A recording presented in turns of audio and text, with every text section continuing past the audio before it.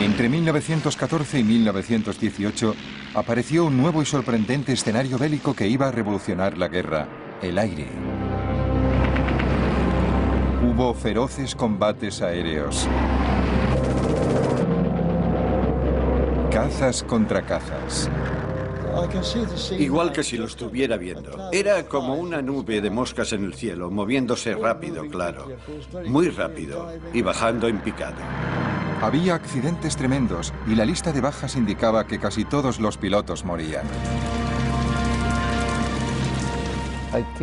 Di un beso a mi madre. Lo recogí todo y le dije: adiós, mamá. No creo que volvamos a vernos. Era la actitud que tenías que tomar. Sabías que ibas a morir. La guerra en el aire vio cómo los aviones se las arreglaban para despegar desde una plataforma situada encima de otro aeroplano. Y la invención de un concepto radicalmente nuevo: el portaaviones. Dio impulso a una carrera tecnológica. Los diseñadores de ambos bandos intentaban superarse unos a otros. Esa carrera trajo la nueva época de los aviones de combate y de los bombarderos. De una nueva raza de héroes, los ases del aire. Ahora podemos ver esa guerra aérea tal como la vieron los pilotos, en color.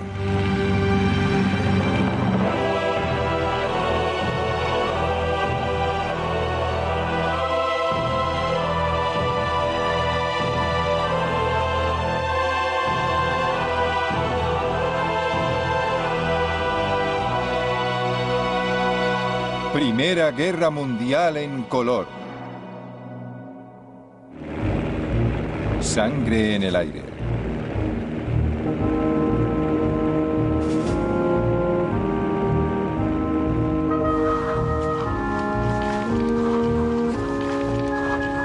En el verano de 1914, mientras los ejércitos europeos marchaban hacia la guerra, los jóvenes de todo el continente se sentían atraídos por una forma de combate nueva y atrevida. En Gran Bretaña hacían cola para alistarse en lo que se llamaba el Real Cuerpo de Aviación. La edad mínima para ser un piloto en ciernes era de 17 años. El escenario principal para esos pioneros adolescentes iba a ser el frente occidental, Francia, en cuanto lograran pasar de la oficina de reclutamiento. Hasta ese momento no se nos había ocurrido que nadie más hubiera pensado en alistarse en el Real Cuerpo de Aviación. Era idea nuestra, una idea brillante y original, y a nadie más podía habérsele ocurrido. ¿Cuál fue nuestra decepción al ver la larga cola de chicos que esperaban delante de nosotros? Todas nuestras esperanzas, y eran muchas, se esfumaron. ¿Y todos esos también quieren entrar? Parece que sí. Luego el silencio y poco a poco la cola que se iba acortando, y todos mirábamos nerviosos a la cara de los que salían, intentando leer en sus ojos: ¿le habrán aceptado? ¿Me aceptarán a mí? La aviación solo tenía 11 años de existencia cuando empezó la Primera Guerra Mundial. Imagínate, para un chico de 18 o 19 años, al ver esas máquinas, eran los Ferrari de la época, eran los Harrier de la época.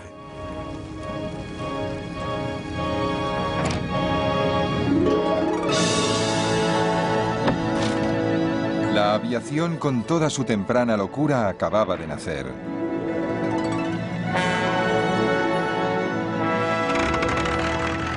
En 1903, los hermanos Wright realizaron el primer vuelo a motor con un Kitty Hawk en Carolina del Norte.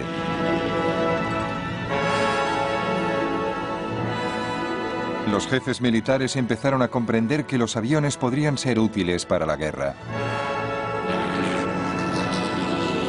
En 1909, el francés Louis Blériot cruzó 30 kilómetros de mar, el Canal de la Manga. Cuando miraba hacia abajo veía el mundo como nadie lo había visto jamás. Y ese fue el propósito militar del avión: darle al comandante que estaba en tierra una visión general del campo de batalla. La idea de los reconocimientos aéreos apareció a mediados del siglo XIX con los globos de aire caliente. Y durante la mayor parte de la guerra se siguió usando a los globeros, como les llamaban los británicos, como vigías aéreos. Pero los globos aerostáticos eran un blanco fácil para los atacantes enemigos.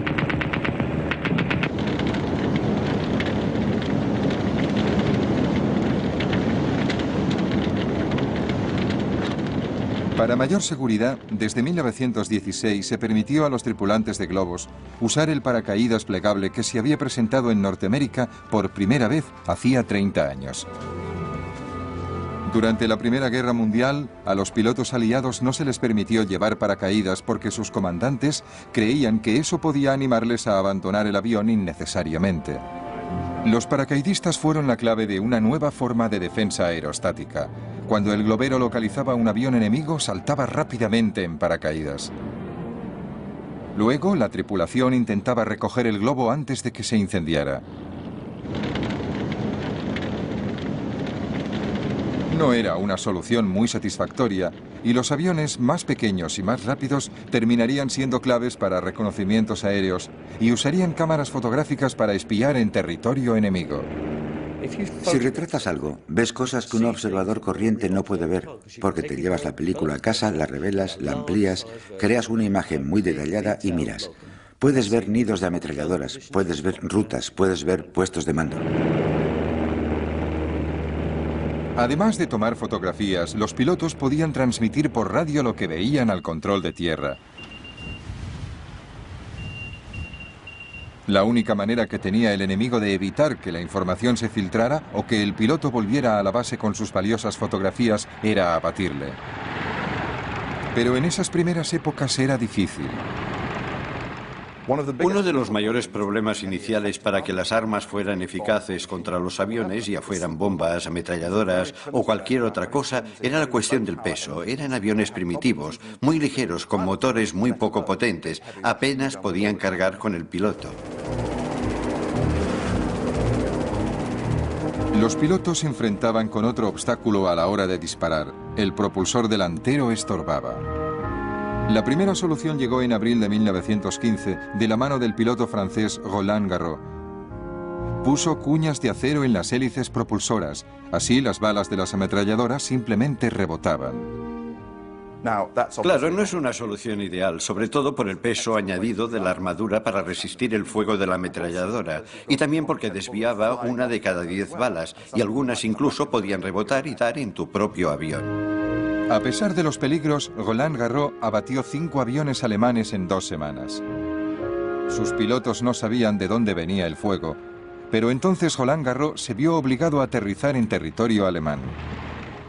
Los alemanes vieron inmediatamente por qué este avión tenía tanto éxito, y en realidad estamos hablando de un solo avión que había hecho estragos en las fuerzas aéreas alemanas de la época. Pero cuando vieron lo primitivo que era el sistema y cómo podían disparar a través de las aspas, entregaron la máquina a un diseñador holandés muy brillante, con mucho talento, Anthony Fokker.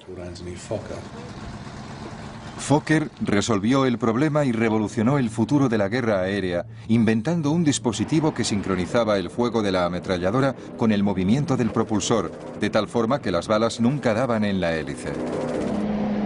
Pronto, los pilotos alemanes perfeccionaban las tácticas que llevarían la masacre a los espacios aéreos. Vimos que era un avión alemán, y una vez colocado sobre nosotros, detrás del avión del medio, se lanzó en picado como un halcón sobre una golondrina.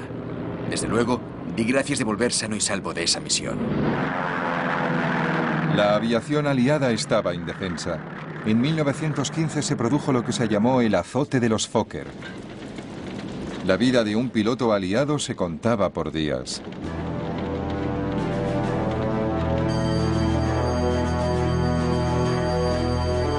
El azote de los Fokker de 1915 estaba acabando con los pilotos franceses y británicos. Pero el ejército necesitaba con desesperación tener ojos en el aire. Cada día llegaban reemplazos a Francia recién salidos de la escuela de vuelo. Cuando llegué a Francia a pilotar un avión de combate, no había volado jamás con el tipo de avión que tenía que cruzar las líneas al día siguiente. Y mucho menos había recibido instrucciones.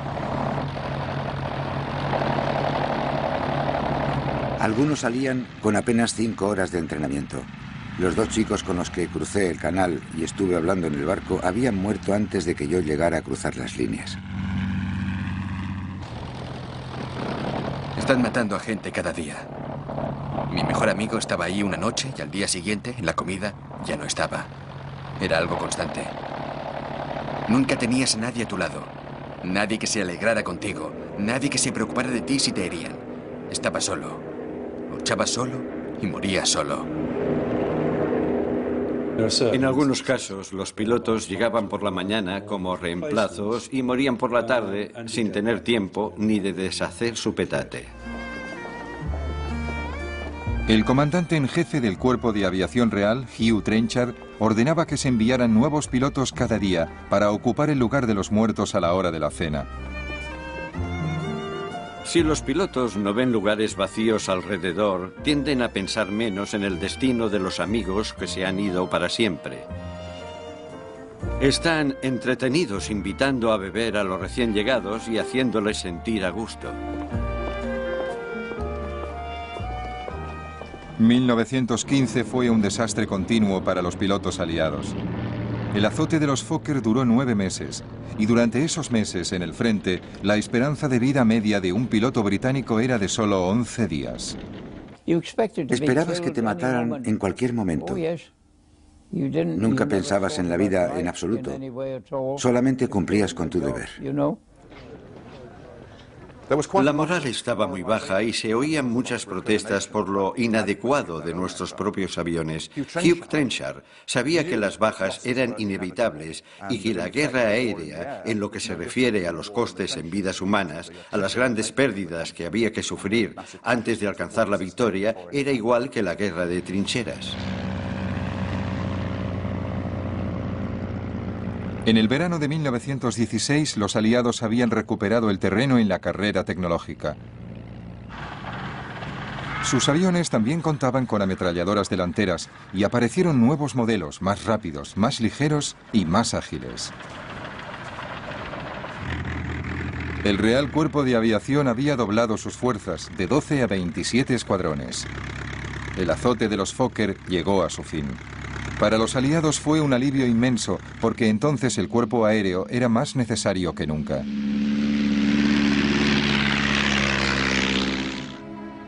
El punto muerto en la guerra de trincheras duraba ya casi 2 años. Tanto los comandantes aliados como los alemanes buscaban con desesperación la forma de romperlo. En febrero, los alemanes habían lanzado una ofensiva masiva en Verdún y los franceses resistían a la desesperada. Para aliviar la presión, el ejército británico planeó su ataque al Somme en julio.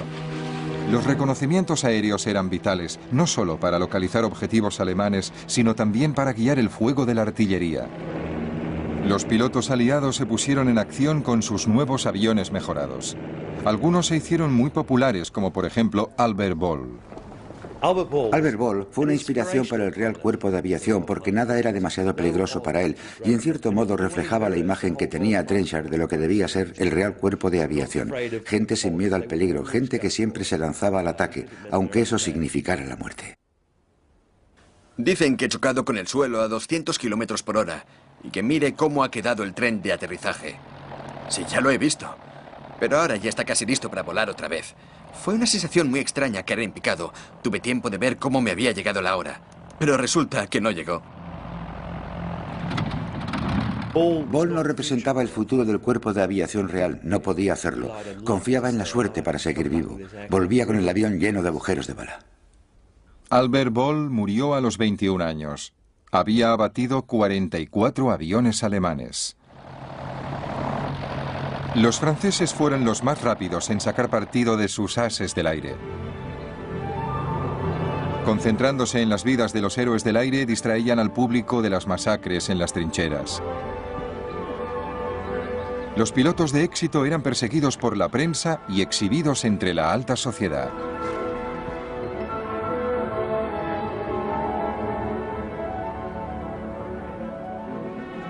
Los alemanes también se dieron prisa en ensalzar a sus ases del aire. En los servicios alemanes, esa publicidad se usaba para levantar la moral, pero no solamente la de los pilotos, sino también para crear héroes entre la población, y por eso se publicaba como los pilotos competían unos con otros y se concedían medallas por abatir un cierto número de aviones.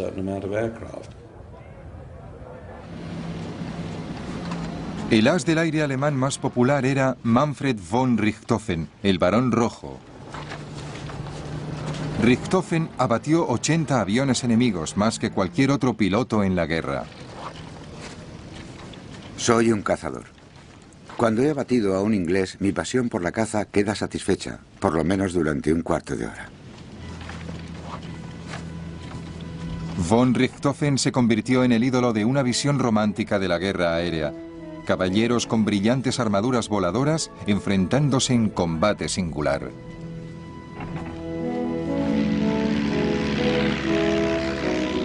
Estar solo. Tener tu vida en tus manos. Usar tu habilidad en combate singular con el enemigo. Era como las justas de la Edad Media. La única esfera de la guerra moderna donde uno aún veía a su adversario y se enfrentaba a él en mortal combate. La única esfera donde aún existían la caballerosidad y el honor. Si vencías, era por tu valentía y habilidad. Si eras derrotado, era porque habías encontrado a alguien mejor.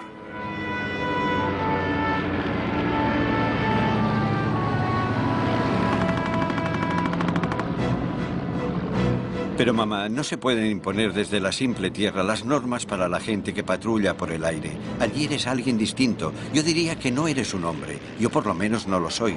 Eres la encarnación del diablo, lleno de la emoción de jugar al mejor juego que haya creado Dios jamás, loco tras los alemanes, olvidando todo lo demás. En lo único que piensas es en demostrarle al cabeza cuadrada que hay un solo hombre digno de estar en el aire, y no dos.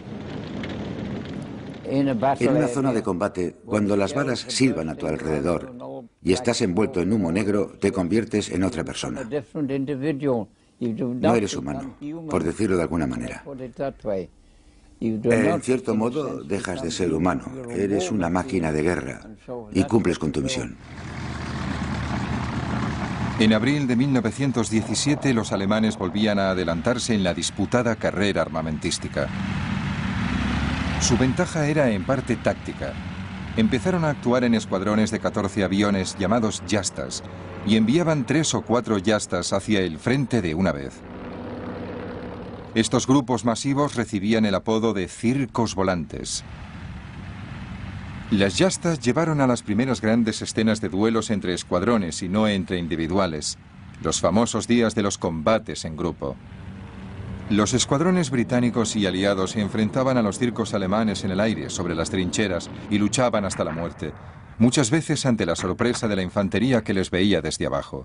Igual que si lo estuviera viendo, eran como una nube de moscas en el cielo, moviéndose rápido, claro, muy rápido, y bajando en picado, y rodeándose unos a otros, y oíamos los disparos, claro, pero estaban muy altos. Yo vi algunas batallas maravillosas, batallas aéreas entre 2 aviones de combate, y nunca... Pero el problema es que nunca sabíamos quién ganaba. Apostábamos entre nosotros y yo me preguntaba, ¿quién volverá? ¿Quién va a ganar hoy? ¿Serán los alemanes o será uno de nosotros? La superioridad de los aviones alemanes y las tácticas Jasta costaron caras a los aliados. En 1917, durante el llamado Abril de Sangre, perdieron 150 aviones y 316 aviadores. Unos meses más tarde llegaron los primeros pilotos norteamericanos, pero la superioridad alemana se mantenía. Sin embargo, los aviadores aliados tenían que seguir volando sobre las líneas enemigas para dar información a sus ejércitos que preparaban desde tierra sus ofensivas de verano. Los comandantes y hasta los pilotos sabían que no tenían el mejor equipo ni las mejores herramientas para el trabajo y sin embargo les exigían que contribuyeran a una gran ofensiva. Sabían que los alemanes tenían mejores equipos y hasta cierto punto mejores tácticas y era algo trágicamente inevitable. Tenían que seguir volando. En esos momentos no podían hacer nada. Esta mañana nos hemos enfrentado con una nueva gama de Fokkers y desde luego son muy buenos. El piloto se ha quedado quieto y me ha bañado de plomo como con una manguera. Lo único que podía hacer yo es fijarme en su localizador y darle al timón de lado para desviarle la puntería.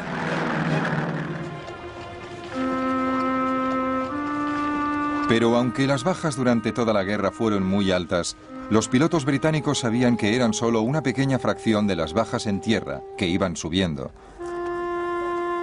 Y la vida de los pilotos, aunque muchas veces fuera corta, era muy cómoda comparada con la de los PDI, pobres desgraciados de infantería de las trincheras.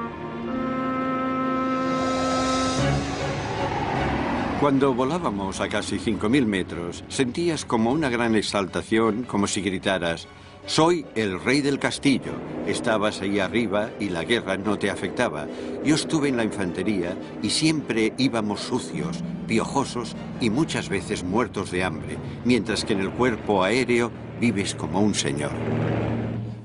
Cuando estaban en tierra, la vida de los pilotos era muy extraña porque se enfrentaban a la muerte cada día en el aire, pero luego volvían al campo de aviación y tenían un salón agradable, buena comida y una cama decente para dormir.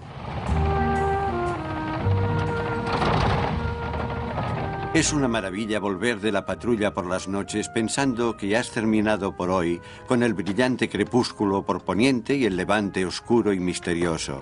Y aquí estoy completamente solo, disfrutando del estupendo sol de mayo y con una brisa fresca. Se está tan a gusto. Oigo el ruido de las ametralladoras, pero aparte de eso, la guerra parece muy lejos, gracias a Dios.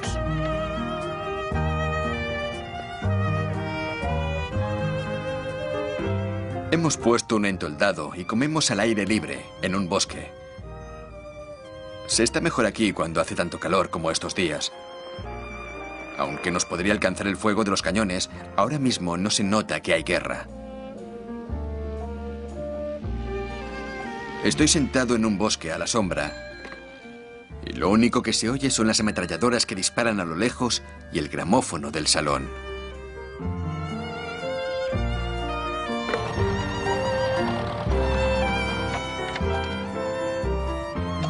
Vivimos bien. Hemos ido a Boulogne y nos hemos tomado un helado. Somos el único cuerpo en el frente que toma helado para cenar cada noche.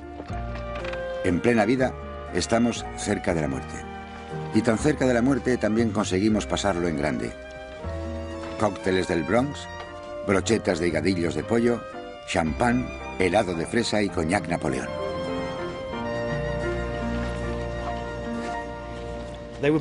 Más que nada eran chicos normales que podían morir en cualquier momento y vivían la vida intensamente. Muchos de ellos sufrían de los nervios a medida que pasaba el tiempo y veían que se acercaba la muerte. Este verano ha hecho un calor tremendo y teníamos que volar muchas horas. Todo eso afectaba a los nervios de los que tenían que volar. Recuerdo que mi compañero de cuarto pensaba lo mismo y los dos nos quedábamos despiertos a oscuras pensando en la patrulla del amanecer al día siguiente. Al final no pudimos soportarlo más y nos confesamos uno al otro nuestro miedo y malos presentimientos. Encendimos las velas y luego nos sentimos un poco mejor y de alguna forma conseguimos pasar la noche igual que tendríamos que pasar el día siguiente. Un piloto vivía atormentado por una pesadilla, una cara. La cara parecía vaga y distante, y poco a poco se acercaba hasta que la nariz de la cara y la de él estaban casi juntas y se miraban. Nada más, solo se miraban. Entonces se despertaba y ya no podía dormir. ¿Quién era? ¿Alguien a quien había matado? ¿O era el hombre que le esperaba bajo el sol?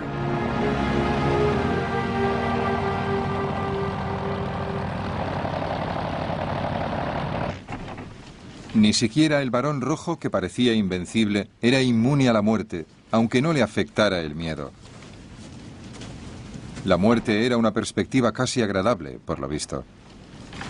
Una muerte gloriosa, luchando y volando hasta la última gota de sangre, la última gota de combustible, el último latido del corazón y el último rugido del motor. Una muerte de caballero andante a la salud de sus colegas, amigos y enemigos. Irónicamente, el Barón Rojo, as del aire por excelencia, no fue abatido por un avión aliado, sino por un cañón desde el suelo. Mientras él dominaba el aire sobre la tierra, tenía lugar otra guerra aérea aún más extraordinaria sobre el mar. Al principio de la guerra, los alemanes llevaban ventaja. Sus cepelines les permitían atravesar todo el Mar del Norte.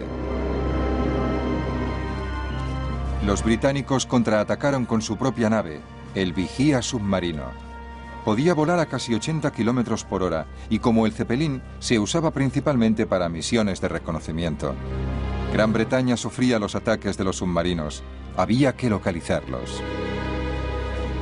A principios de 1915 se pidieron voluntarios a la Marina para formar un nuevo cuerpo aeronaval.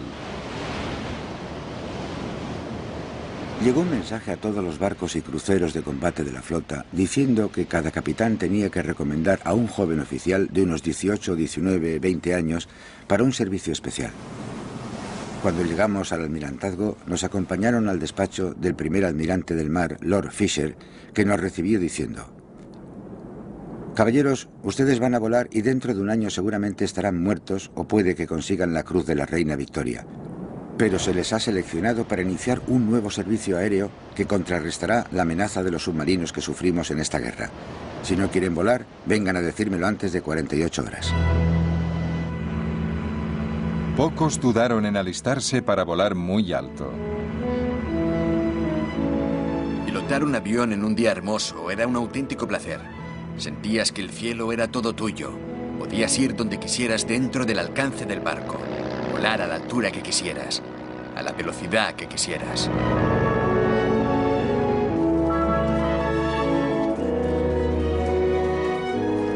Los aviones británicos se hicieron cada vez más sofisticados. Además de localizar objetivos alemanes, también salían a bombardearlos, pero con una tecnología muy primitiva. Podíamos volar muchas horas, pero nuestra capacidad de llevar bombas era más bien reducida. Llevábamos bombas pequeñas que iban más o menos sueltas rodando por el suelo. Al fin las colgábamos de lado con trozos de cuerda y llevábamos navajas para cortar las cuerdas y soltar la bomba.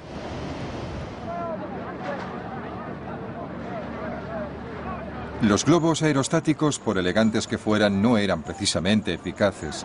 Lo que necesitaba la Marina eran aviones bien armados y más rápidos que pudieran actuar en el mar. El motivo principal seguía siendo la necesidad de acabar con los submarinos alemanes.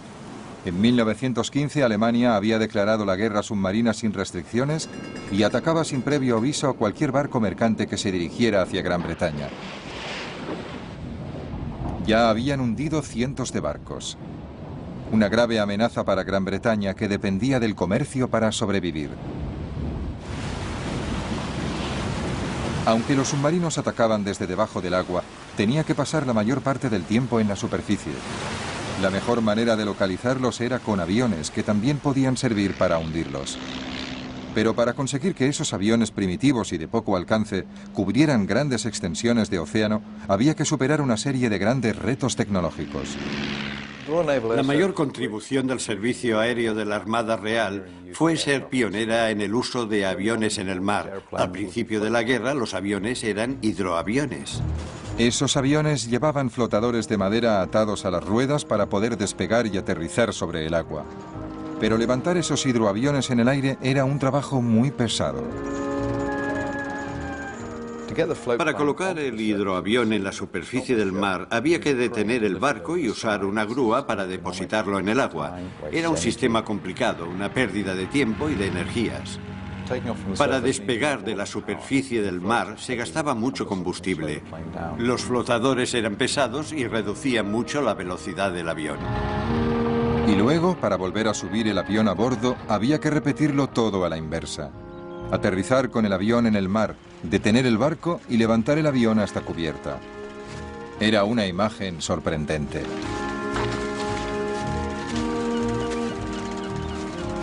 Los hidroaviones eran como aviones que iban de vacaciones a la costa y se habían puesto zuecos para no mojarse los pies. Cuando veían pasar alguno por encima, muchos decían: por ahí va con sus botazas.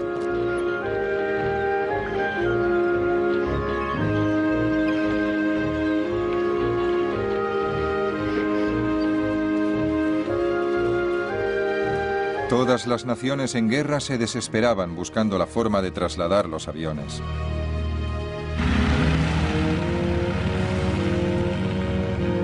Esta era una primitiva versión rusa. La solución rusa era remolcar los aviones en el mar. Estaba muy bien cuando el mar estaba en calma, pero en caso de tormenta no servía. En cuanto a los alemanes, su flota casi nunca salía a mar abierto, así que los aviones de la Armada se lanzaban desde pasarelas. Pero volar era complicado para los pilotos de todos los países. Lo que más me preocupaba era marearme en el mar. No había estado nunca en un barco, solo alguna vez había salido a remar en barca en días muy tranquilos y creía que todo el mundo, menos los marineros muy expertos, se mareaba en cuanto había el más mínimo movimiento. Después de correr un buen rato, tirabas con todas tus fuerzas y con mucho esfuerzo y algo de suerte conseguías levantarte hasta 90 o 100 metros, aunque en una ocasión la hoja de ruta dice que llegamos a alcanzar los 360 metros.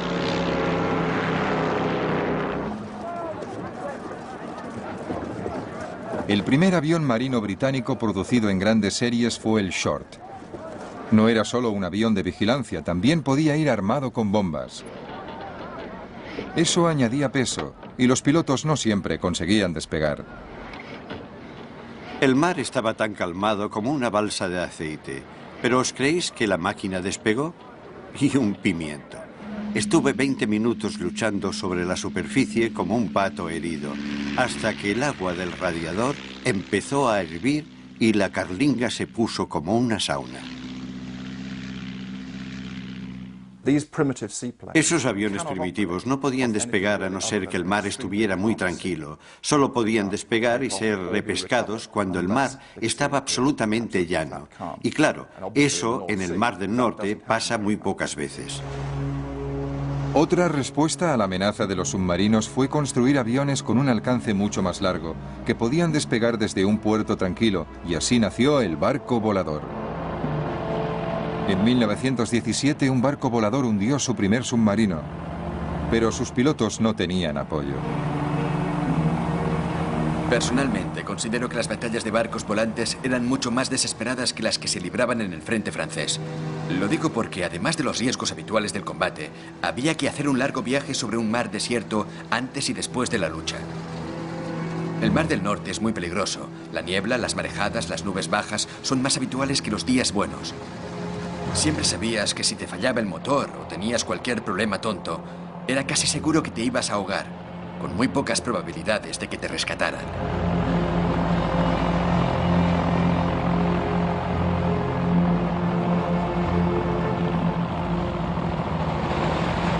La mejor solución era construir aviones capaces de despegar y aterrizar en un barco. Entonces se iniciaron unos experimentos extraordinarios con los Sopwith Pup. Cuando el piloto tenía que despegar, se montaba rápidamente una plataforma con planchas desde la torreta hasta los cañones de popa. Con los cañones inclinados de cierta manera, la pendiente de la plataforma era suave y descendente. Así, el avión tenía un recorrido de 25 o 30 metros.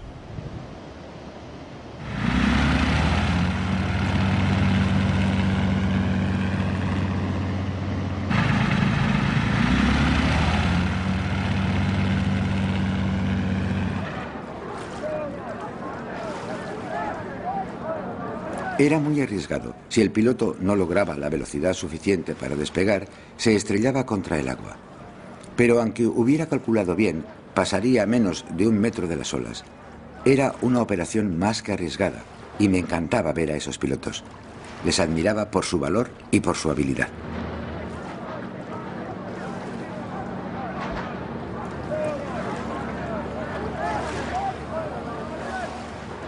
El Servicio Aéreo de la Armada Real tuvo la suerte de contar con muchos innovadores, gente que tenía una curiosidad insaciable por ver lo que se podía hacer con un avión. Y esos experimentos llevaron al Servicio Aéreo de la Armada Real a volar en un reino completamente distinto.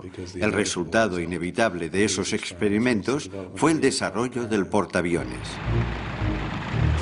En agosto de 1917, un Sopwith Pup consiguió aterrizar con éxito en la cubierta del HMS Furious, un crucero que había sido reformado para convertirse en el primer portaaviones británico.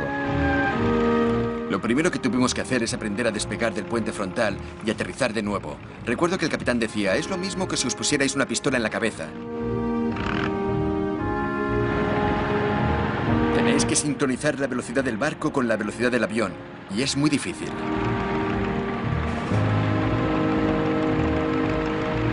Pero a pesar de las dificultades, había nacido un nuevo tipo de arma.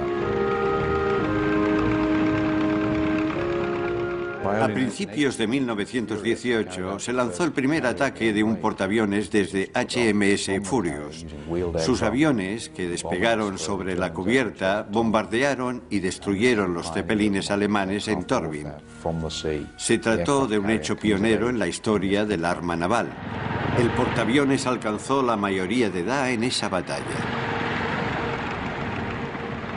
Y al mismo tiempo, en tierra se había conseguido otro avance tecnológico, el nacimiento del bombardero.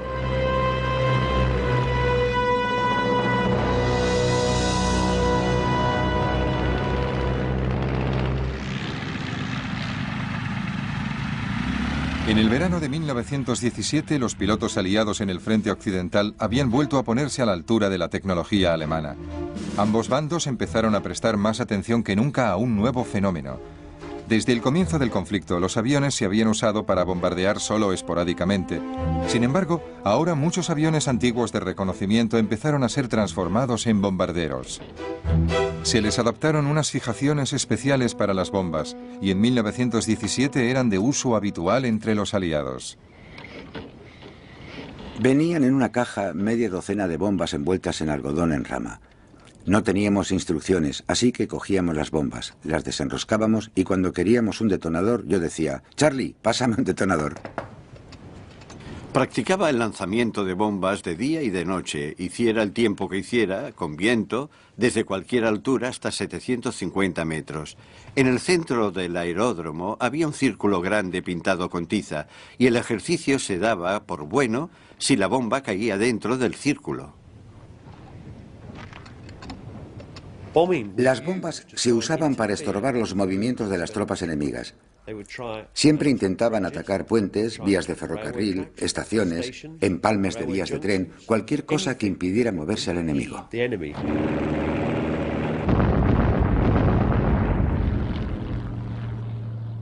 Los bombarderos volaban bajo para soltar su carga, y el fuego antiaéreo era cada vez más intenso.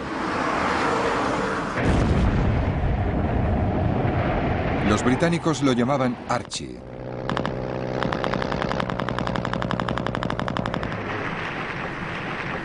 Pero intentar abatir un avión desde el suelo es difícil. Venían tan rápido que cuando habías cargado el arma, ya se habían ido. Solo podías tocarles si sabías por dónde venían, si te encarabas a esperarlos. Entonces, cuando aparecían, a lo mejor, tenías una oportunidad de dispararles, de pegarles un tiro. ¿Es que se movían tan rápidamente? Cada vez había más y más artillería antiaérea, pero no abatían muchos aviones.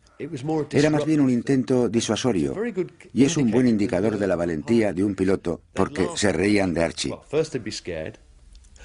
Bueno, primero tenían miedo, luego se reían y luego, cuando les fallaba el valor, empezaban a obsesionarse y a preocuparse de que ese día la nube de humo junto al avión les diera de lleno. No sé cuánto van a resistir mis nervios este bombardeo casi diario de Archie. Me he dado cuenta de que algunos están perdiendo los nervios poco a poco. Hoy Archibald nos ha dado un buen rapapolvo y algunas balas han pasado demasiado cerca y oía los trozos de metralla que pasaban silbando y tienen que pasar muy cerca para que puedas oír el silbido de la metralla por encima del motor del avión. La carrera de armas aéreas de la Primera Guerra Mundial dio un giro nuevo y devastador a la industria del armamento. Por primera vez, los civiles se convirtieron en objetivos. Los alemanes llevaron a cabo el primer bombardeo a civiles en enero de 1915 en la costa de Norfolk. Su bombardero era un Zeppelin. En mayo de 1915 los cepelines bombardearon Londres. 7 civiles resultaron muertos. Dijimos, mira eso. Era una cosa larga y negra con forma de puro que se acercaba muy despacio. Abracé a mi madre y la verdad, no sé lo que sentimos. La gente empezó a prepararse para los ataques de los cepelines. Contaban que un comerciante en vinos alquilaba una de sus bodegas y mucha gente que conocíamos acondicionaba el sótano y dormían allí con los abrigos y las bolsas con las cosas de valor al lado. Al principio, los ataques de los cepelines contra Gran Bretaña tuvieron un gran efecto psicológico porque desde la época medieval siempre se ha visto Gran Bretaña como una isla fortaleza segura. Nadie podía tocarnos mientras conserváramos el dominio de los mares. En comparación con los bombardeos posteriores de la Segunda Guerra Mundial, no mataron a tanta gente. Fue la novedad de sentirse repentinamente amenazados desde el aire lo que provocó más pánico del que se podía esperar, dadas las estadísticas. Los cepelines eran lentos y vulnerables, y los alemanes desarrollaron un nuevo bombardero de largo alcance, el Gotha.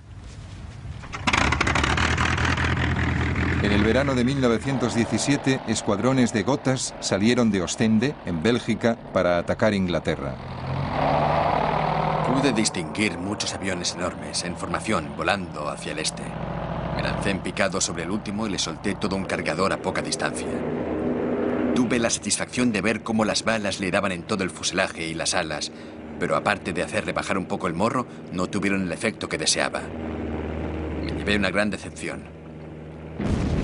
Qué insolentes eran los malditos cabezas cuadradas, paseándose por el cielo de Inglaterra como si fueran los dueños. Me volvía ciego de rabia pensando que los germanos irían a bombardear Londres y que encima se irían tan tranquilos, o casi.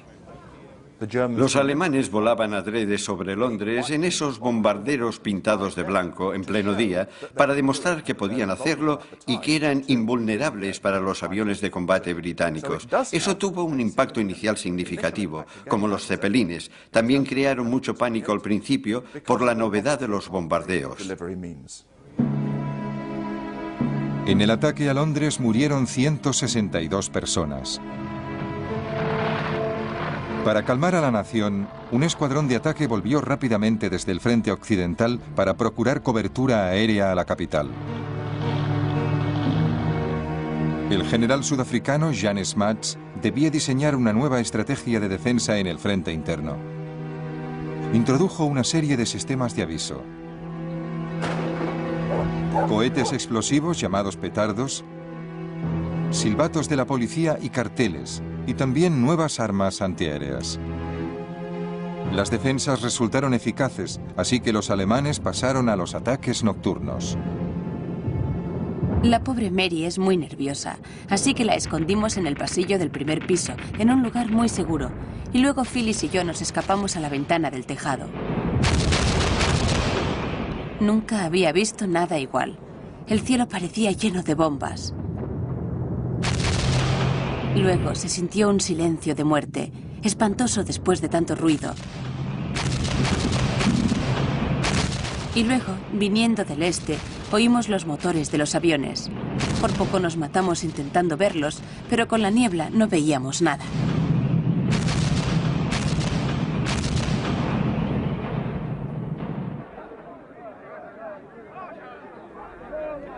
Incluso por las noches, las defensas antiaéreas británicas resultaron tan eficaces que los alemanes terminaron abandonando los ataques con bombarderos. Los últimos Gothas llegaron en mayo de 1918.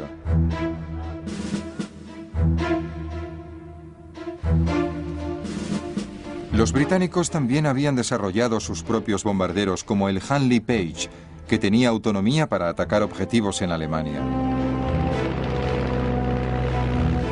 Estas nuevas máquinas voladoras llevaron la guerra a un nivel desconocido. En 1918 el general Smuts escribiría proféticamente: Según las previsiones actuales, no hay límites a la escalada del futuro uso independiente de la aviación para la guerra. Y es posible que pronto llegue el día en que las misiones aéreas, con su capacidad de devastar tierras enemigas y destruir centros industriales y de población a gran escala, se conviertan en las principales misiones de una guerra. Lo más distintivo de las misiones aéreas de la Primera Guerra Mundial es lo rápido que evolucionan. Empezamos con técnicas muy primitivas, globos de observación y pequeños aviones. Al final de la guerra ya había bombarderos estratégicos, escuadrones de aviones de combate, portaaviones y toda la gama de fuerzas aéreas que se desarrollaría durante el resto del siglo. A pesar de todos los cambios tecnológicos y estratégicos que había detrás, la lucha en el aire se reducía a individuos en sus aviones, enfrentándose en un combate singular de nuestros tiempos. El coste para ellos fue muy alto. Es posible que murieran miles de pilotos, y no millones, como en las trincheras, pero sus posibilidades de sobrevivir también eran muy pocas. La muerte de un as del aire, un norteamericano llamado Raoul Loveberry, resumía cómo se veían a sí mismos. Su canción reflejaba lo que el piloto sabía, que su vida era emocionante, pero corta. Bajo las vigas que resuenan, las paredes están desnudas.